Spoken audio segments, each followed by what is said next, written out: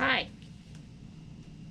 Usually, the very first day or the second day in ecology, I read this story, There's a Hair in My Dirt, to my ecology students. And I'm going to do it again this year, but I didn't want to do that with a mask on.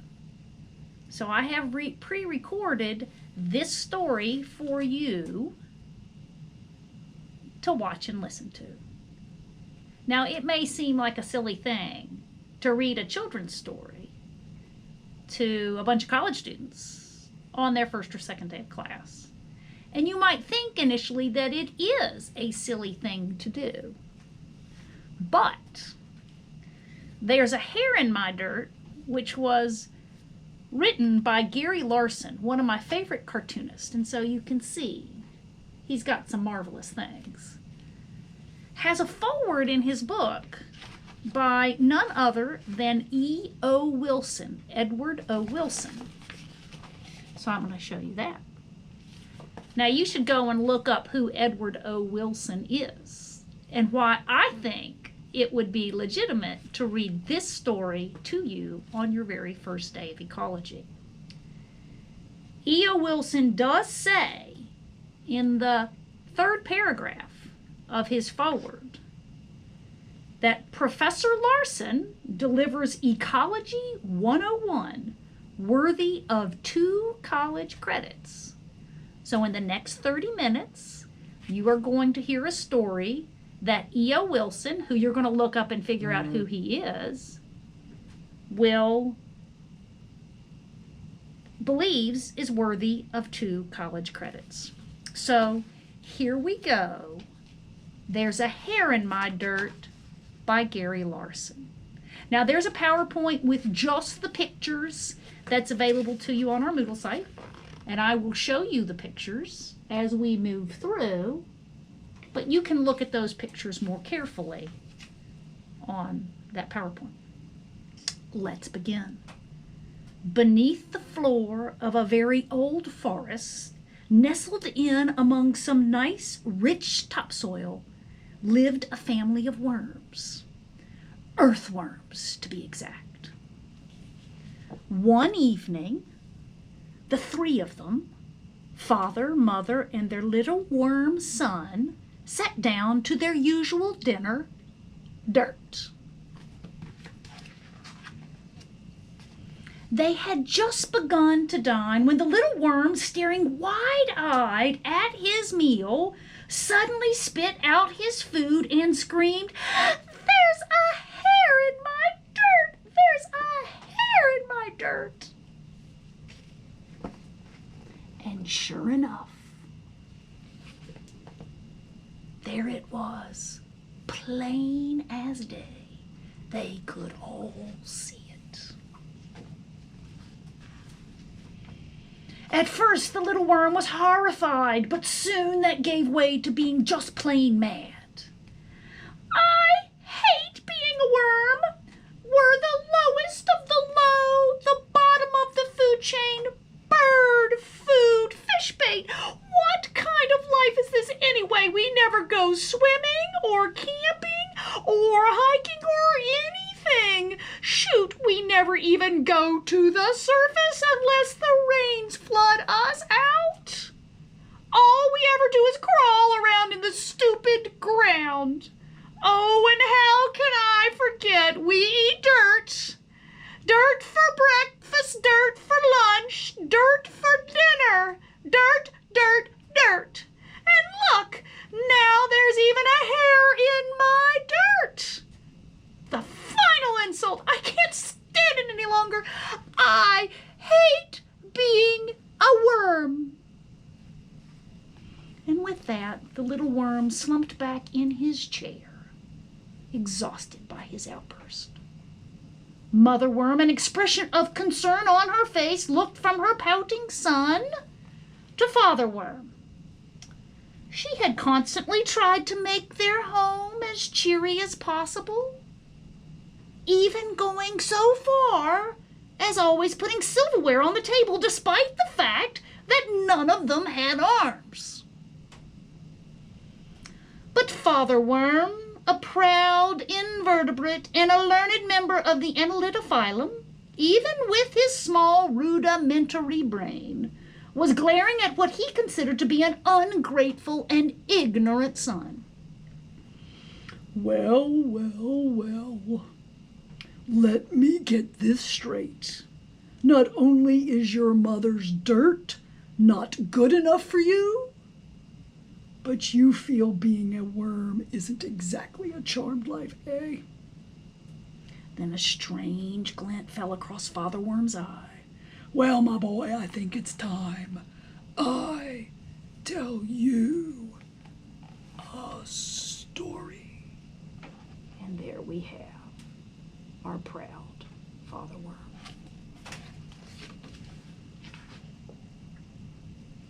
The little worm looked up and sneered sarcastically. If this is the one about the teenager worms and the insane trout fisherman, I've heard that one a gazillion times. Oh, no, not that story, though that is a good story. This one is a different story. This one has a happy ending. Oh, I have an idea, Mother Worm exclaimed enthusiastically. Let's listen to Father's story, and afterwards maybe we can all have some fresh cold dirt for dessert. And so, Father Worm cleared his long, primitive pharynx, took a futile puff on his dirt-filled pipe, and began his story. Once upon a time, in a forest not too far from here, lived a beautiful young maiden. Her name was Harriet, and Harriet loved the magic of nature, with all its magnificent plants and animals. One lovely spring morning, she decided to take a stroll along her favorite woodland trail. "Ooh, what wondrous things will I see today?" Harriet thought to herself. I must say she was as excited as a tapeworm in a meat patty. With her first steps, Harriet took a deep breath and filled her lungs with the fresh air. "Oh, thank you, trees and other plants," she called out. "Thank you for making the air so crisp and clean." Well, as any worm with half a ganglion knows, the plants did a little more than just make the air crisp and clean. They made the air. Every molecule of oxygen in the Earth's atmosphere was put there by a plant. And last time I looked, the living were quite fond of oxygen. Heck, even the dead need it, or they'd hang around a lot and get on everyone's nerves.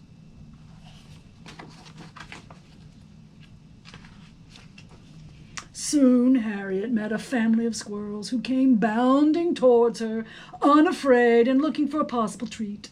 Gathering nuts from a nearby tree, Harriet was quick to accommodate them. "Oh, you're so cute." To be sure, these furry creatures had that cute little thing down real good. Unfortunately, you see, Harriet was feeding gray squirrels, a large, aggressive species that has been introduced to this forest, and were taking it over from the native red squirrels, a smaller, more timid species. All squirrels are rodents, but in the wrong time and place, some are rats. Around the bend, the forest opened into a meadow of wildflowers as far as the eye could see. Oh, my! I'm gazing at a painting. Oh, Mother Nature, what an artist you are!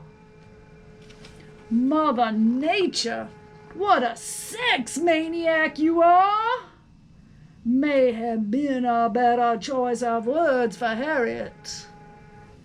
For Harriet was actually gazing upon a reproductive battlefield, using bright colors, nectar, mimicry, deception, and whatever other tricks they had up their sleeves. These floral sirens were competing for the attention of pollinating insects. In a field of flowers all is fair, in bugs and war.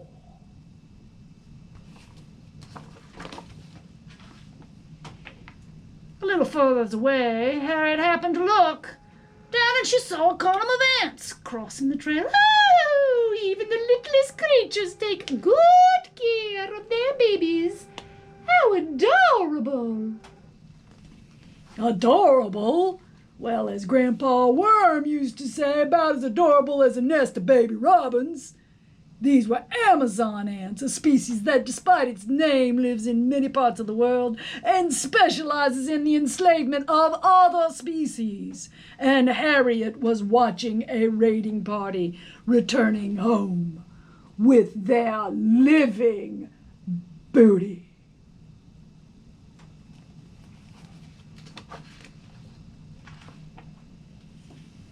As the trail widened and the trees thinned out, Harriet heard a rumbling sound. Looking up, she spied a familiar truck heading her way. She immediately recognized the ruggedly handsome and rosy-cheeked character behind the wheel. "Hello, Lumberjack Bob," she called, waving with happy excitement, knowing him to be a gentle man with a quick smile, kind eyes. Well, kind and big-hearted and rosy-cheeked he might have been, the latter was caused by expanded capillaries in his skin's dermal layer. But Lumberjack was just a regular guy with little education doing the one job he knew how to do, cutting down ancient trees that were here long before the first intestinal worms crossed over with the Pilgrims.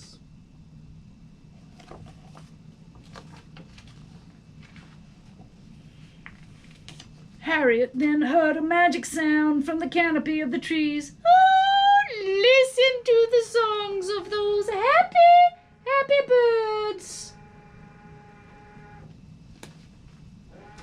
Well, if those birds were happy, may the garden gods cut me in half with a rusty shovel. Birds sing to communicate. And what they are communicating are mostly an array of insults, warnings, and come-ons to members of their own species. In fact, all baby birds are taught by their parents not even to smile, or their beaks will crack.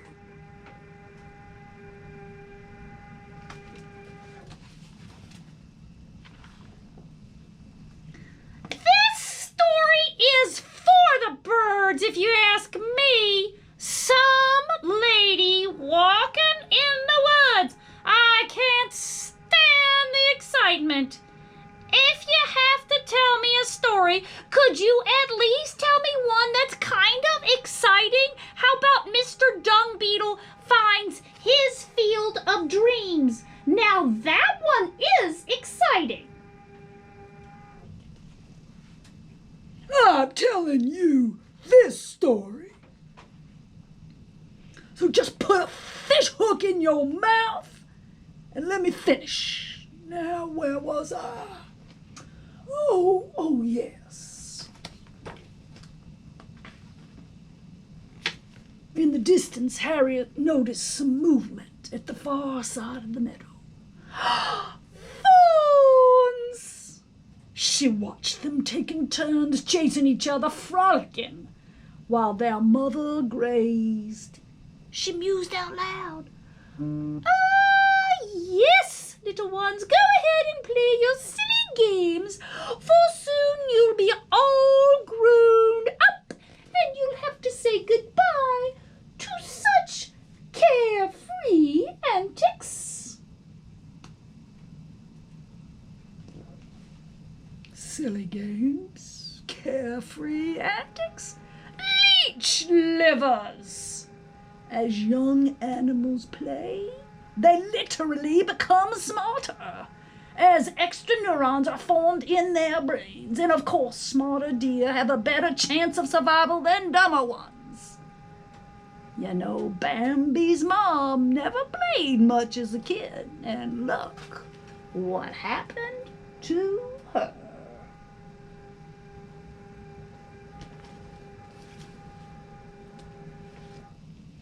This is the toughest page.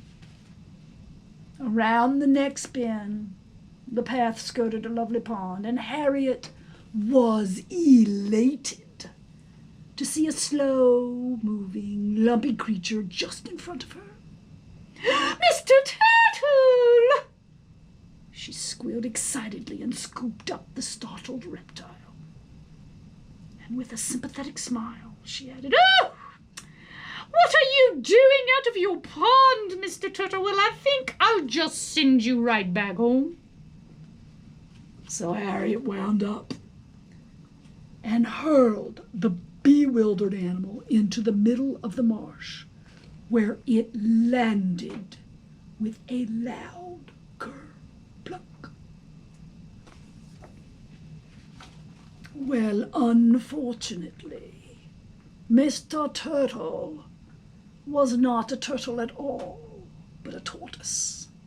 And while turtles are well adapted for aquatic life, their land-dwelling cousins never ever even evolved into a decent dog paddler. Sadly, the little reptile sank to the bottom, where it promptly drowned. Even worse, who knows how many of our parasitic loved ones went down on that ship.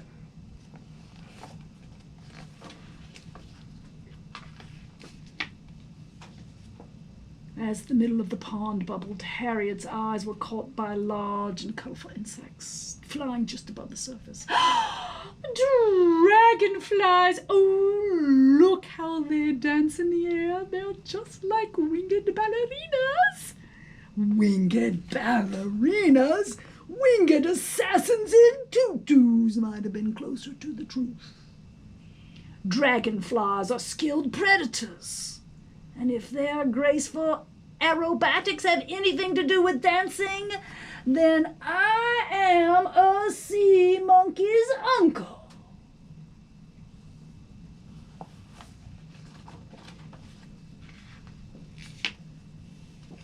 Harriet thought she saw something move in the tall grass near her feet. Dropping gracefully to her knees, she almost put her hand on a small slug that was wandering by.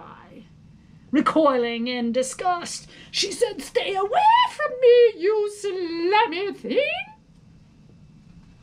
And then, seeing the real object of her desire, she lunged forward and came up with the prize. "Hello, Mr. Frog! Should I kiss you and see if you'll turn into a prince?"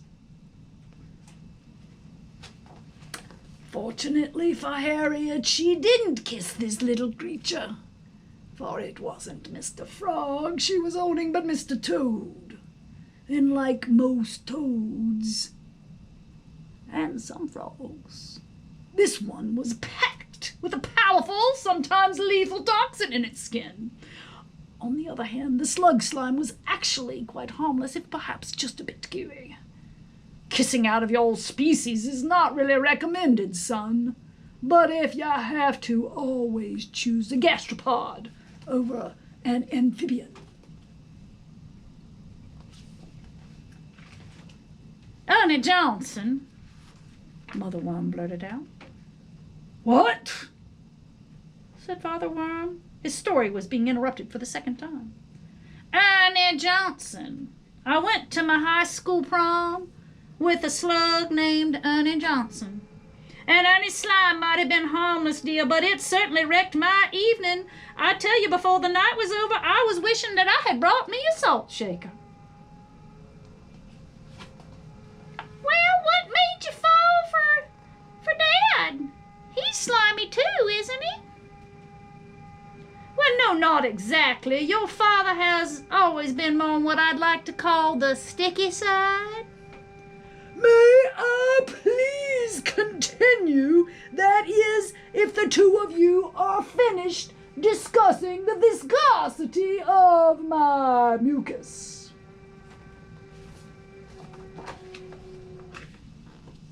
Releasing the frog, Harriet continued on her way. The trail soon brought her to the edge of a small river where she saw a most remarkable sight. Large hook-nosed fish, their red scales shimmering in the sunlight, were struggling to get upstream. Salmon, looking for their spawning grounds, I bet. Well, technically speaking, the salmon weren't looking for their spawning grounds, they were smelling them. When salmon hatch, the smell of a home is branded into their brains forever. And even though they may wander in the ocean for years, their incredible noses will one day lead them right back to where their life began. Now we earthworms have our own little miracle when it comes to breeding, son. Each of us contains both male and female reproductive organs, but that's a story I'll tell you when you're a little bit longer.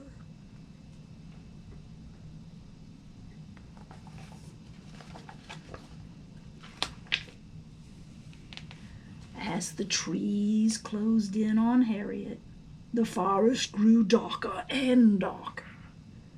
Sensing that she was being watched, Harriet looked up into a nearby tree and was momentarily startled to see a pair of large, luminous eyes. Oh, I recognize you, Mr. Owl. And oh, look at the fireflies. They're the fairies of the night enchanting the forest with their magical little lights. Oh, Harriet, did she get taken in by one of the oldest tricks in nature's book? The "I'm a scary creature with giant eyeballs" gag. You see, Mr. Owl was really a royal moth, an insect that uses its large wing spots to mimic a much more frightening animal. One once scared the dirt out of me. Well, and those fireflies, which really weren't fireflies at all, but beetles.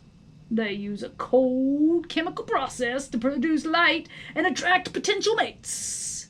Beautiful, yes, but if anyone thinks that they're magical, well, I've got some hard pan in Florida to sell them.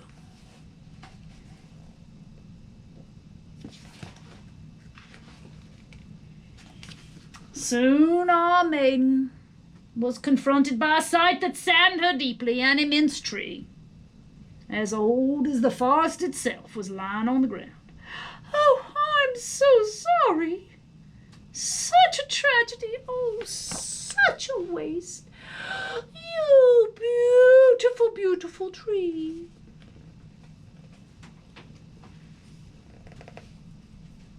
Well, truthfully, the tree's fate was a far cry from being a waste. These huge nurse trees, as their name implies, are the key to new growth and survival of the entire forest. In fact, a fallen tree is arguably more alive than a standing one. So much of their mass is taken up with other organisms. As a famous worm once wrote, "I think I never shall see a tree as lovely as a rotting carcass."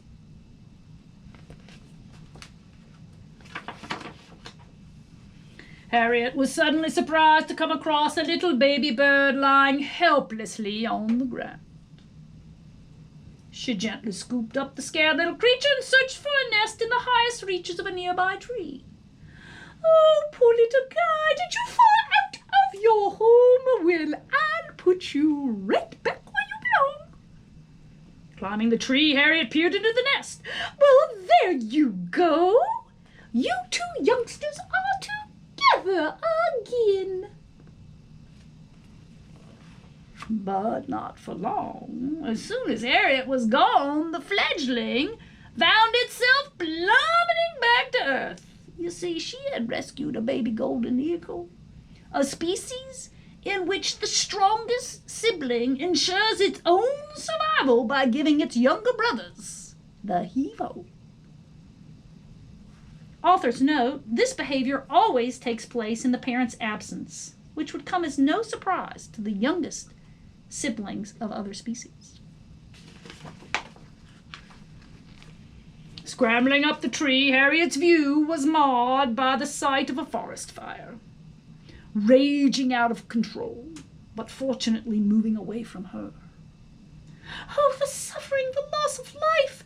Someone should try and put that fire out! Well, someone should just mind their own business from nature's point of view. Big, healthy trees don't burn very easily, unless the flames are stoked with a lot of fallen branches and debris. Occasional fires, if certain two-legged vertebrates would just let them run their course, actually benefit the forest by keeping all that dangerous kindling from piling up. But boy, if it does pile up, whoosh, you better watch your anterior end, son.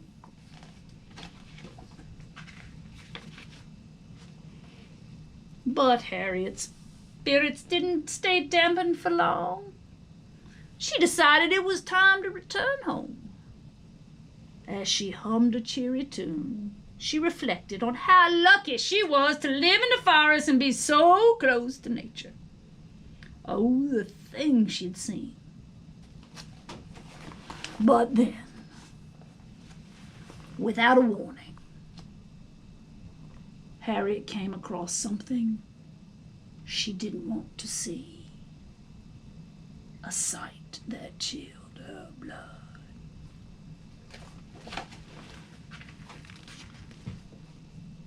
"Ah, snake!" she screamed, and trapped within the serpent's coils, being slowly suffocated, was a small and helpless mouse. The poor creature, almost expired, was emitting faint squeaks, and his scared eyes seemed to meet Harriet's in one last look of hope. Acting quickly, Harriet grabbed a nearby stick and began striking the reptile repeatedly. "Take that, you dreadful thing! And that, and that, and that!"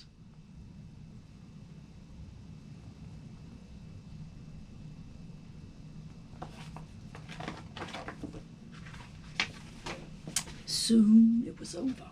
The snake was dead. Boy, was it.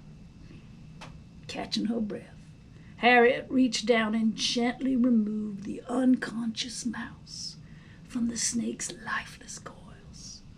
And as the fair maiden watched, a miracle occurred. The little mouse stirred. He was alive. A minute later, he got groggily to his feet, looked up at Harriet, and wiggled his nose. Harriet beamed as she held the little mouse in one hand. She wiped a tear away with the other.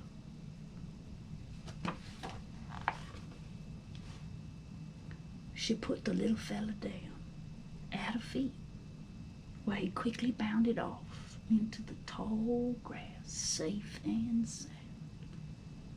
Harriet headed home. Good had triumphed over evil, and the forest was just a little bit safer for everyone.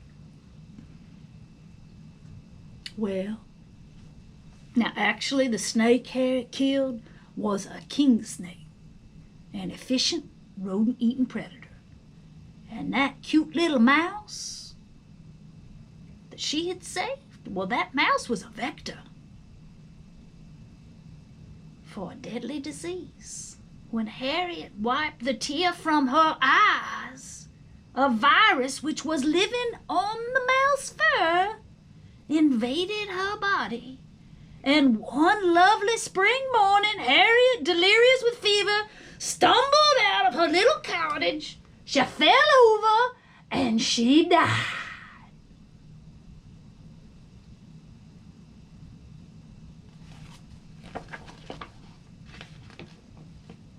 She died?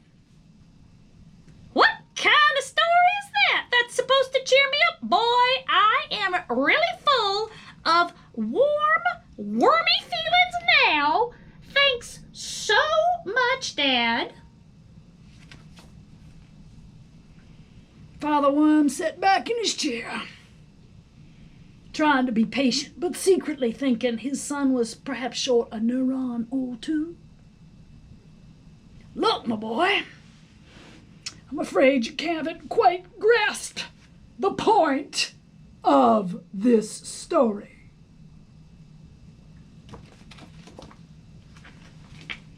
You see, Father Worm began, Harriet loved nature. But loving nature is not the same as understanding it. And Harriet not only misunderstood the things she saw, vilifying some creatures while romanticizing others. She missed out on her connection to them. You see, son, it's connections. That's the fateful key that Harriet missed. The key to understanding the natural world. Father Worm sat back, stretching himself out to his glorious 3.5 inches. Take us worms, for example. We till, we aerate, and enrich the earth's soil, making it suitable for plants. No worms, no plants. No plants, well then no so-called high animals running around with their oh so precious backbones. He was getting really into it now. Heck, we're invertebrates, my boy, as a whole. We're the movers and shakers on this planet. Spineless superheroes, that's what we are. And since Father Worm didn't have a fist to bring down on the table, he just said, bang, to make his point.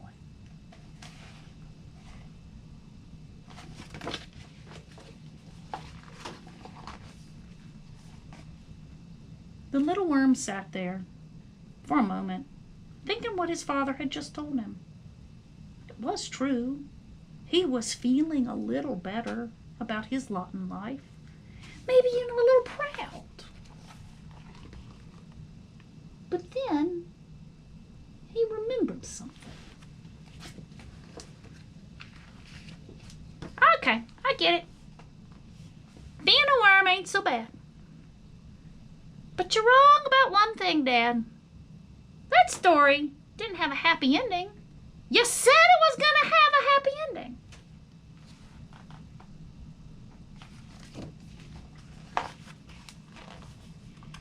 I love this part. Well, it does.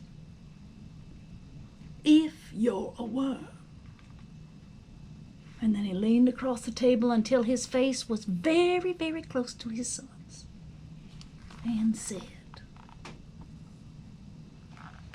with a big grin, which brings us back to that hair in your dirt. Or should I say,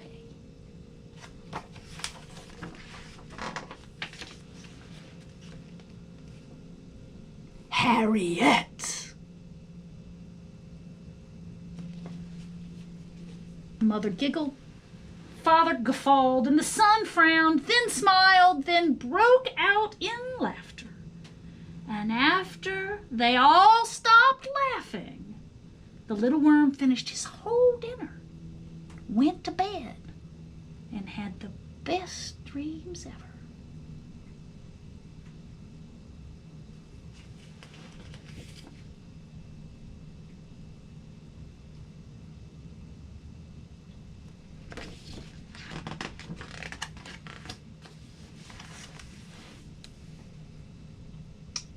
See you soon. And that, my friends, is There's a Hair in My Dirt by Gary Larson. I think as you reflect, and we will reflect in some conversations in class, there's an awful lot of ecology buried between the pages of this children's book. And we'll try and think about what those pieces are and why E.O. Wilson, who you're going to look up who that person is, why he thinks that reading this book and probably understanding this book is worthy of 2 college credits. See you soon.